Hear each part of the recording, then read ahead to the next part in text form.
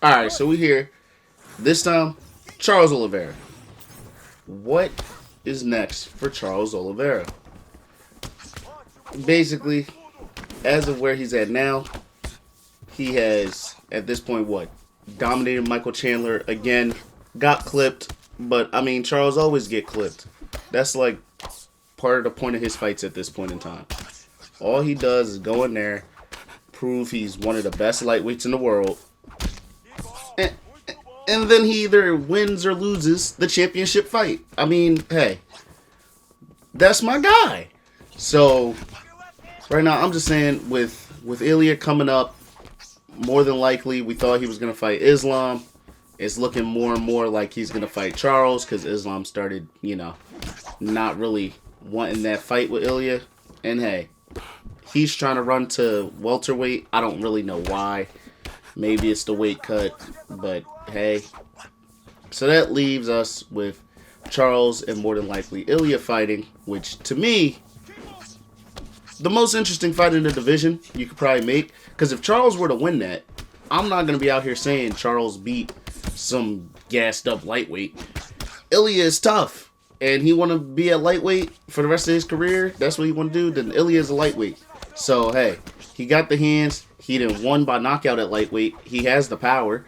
So at this point, what are we looking at? We looking at Charles, the guy with the most finishes in UFC history, most subs in UFC history. I mean, he's got a lot of bonuses. He's a very exciting fighter, crafty on the ground from the bottom. But even then, that's why he's not scared to pull his guard. But even when he's not scared to pull his guard, when he gets on top of you, as he showed in the Michael Chandler fight the second time, he's even in the Tony Ferguson fight too. He's really good at controlling people, and he gets where he wants to get. He's changed how he attacks. He's always dangerous, even against Arman, which he got to those chokes. He got to everything from the top. So Charles is dangerous from everywhere. He gets on the feet. He works his teeps like a madman. He loves teep into the body. He loves throwing leg kicks as well. He loves the teep, the leg kick, and the lead hook. If he landed those things consistently on you, it's going to be a rough night. He landed a bunch of teeps on Kevin Lee, worked his way to, I believe, what was that, a triangle in that fight? So, yeah, man, I'm pretty sure he worked his way to like a triangle in that fight. So, once you get there, or a guillotine, that's on me, guys. It was a guillotine. But once you get to where he feels comfortable, he just gets active. And not like this when I'm getting backed up on the fence. But, yeah, like I was saying, Charles, when he's comfortable, looks like a world beater. And the only time you really get him in an uncomfortable spot is when you rock him, and you can either capitalize that to a choke, or you can get some ground and pound off. Then he might, shell up a little bit because he has the tendency to feeling too comfortable on his back.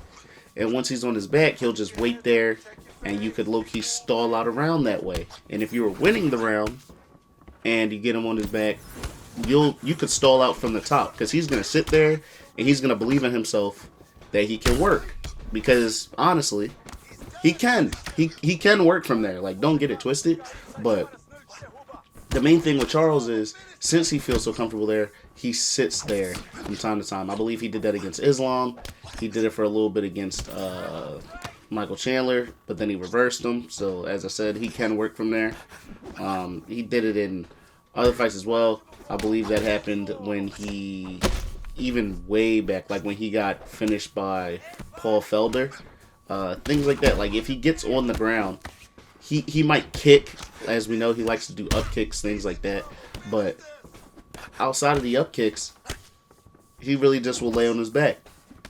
And, I mean, when it comes to laying on his back, it's not really a problem until it is. And what I mean by that is, if you do it in round 1, but y'all were having good exchanges, cool.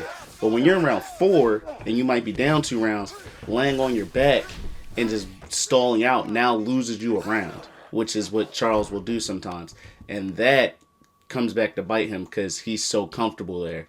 That's why being comfortable as a ground fighter, the only time it tends to be really beneficial is more for wrestlers than it is for jiu-jitsu guys, because jiu-jitsu guys will work from their back, and that doesn't always look well to the judges, and that leads to you losing decisions, which, hey, is what it is, but that's the reality of the situation.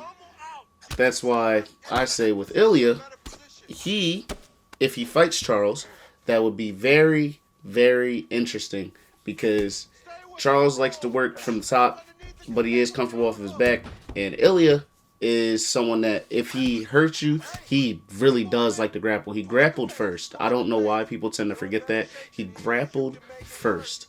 And then once he was grappling, he locked in and did what he wanted to do. And he sharpened his hands up in training. And then he added elite boxing to his grappling. Now, we saw in the Bryce Mitchell fight with him that if he hurts you and he jumps on you, that will lead to him trying to chase submissions as well. So in a Charles fight, not saying he would submit him, but Ilya could get to the top position, and that could lead to interesting scrambles.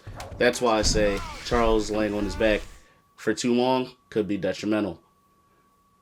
And hey, that's just kind of part of his game at this point. Ready to fight? Yeah.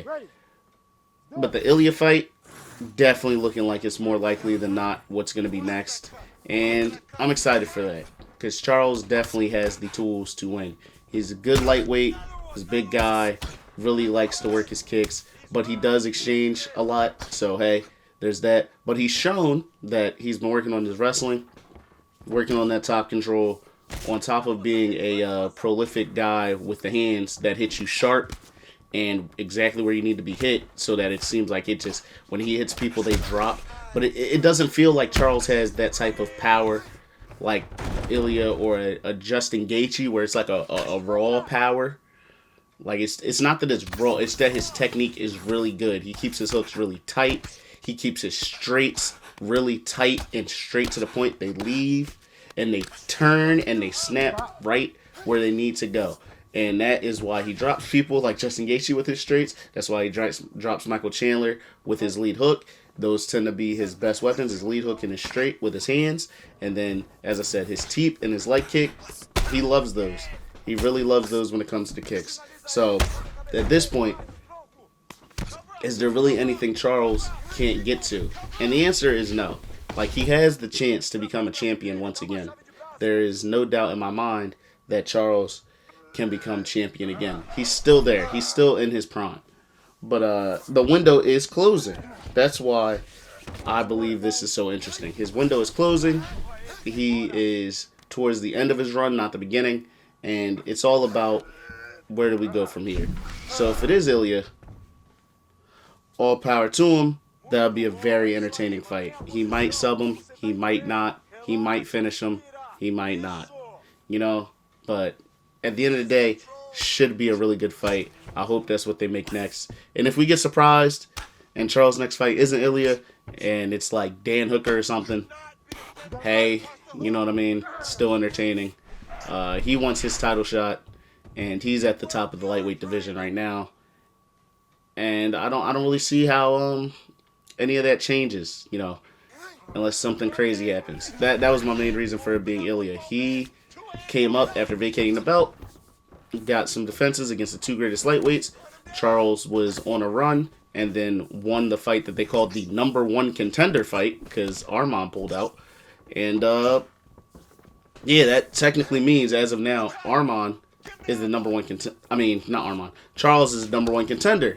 But Ilya vacating the belt added a little bit of a surprise in that rollout. So, hey, now it's what do we do from here? So, as for Charles, it's all about, can he continue to be just one of the top guys on the planet? And I think he can. And with that being said, shout out Charles. So, that's kind of where we're at right now.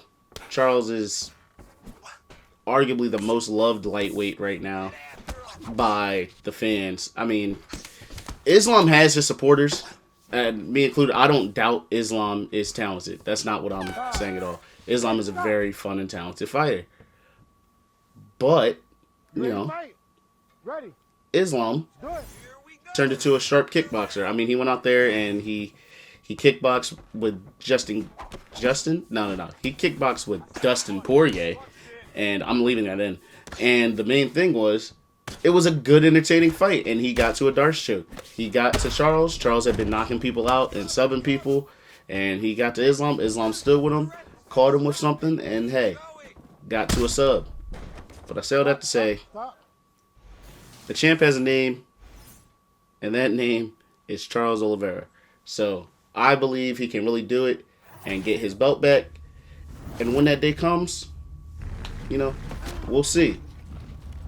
But yeah, that's pretty much it for the video, man. So, you know, like and subscribe, lock in, tune in for more videos. And with that, I'm out, man. You know, thanks for watching.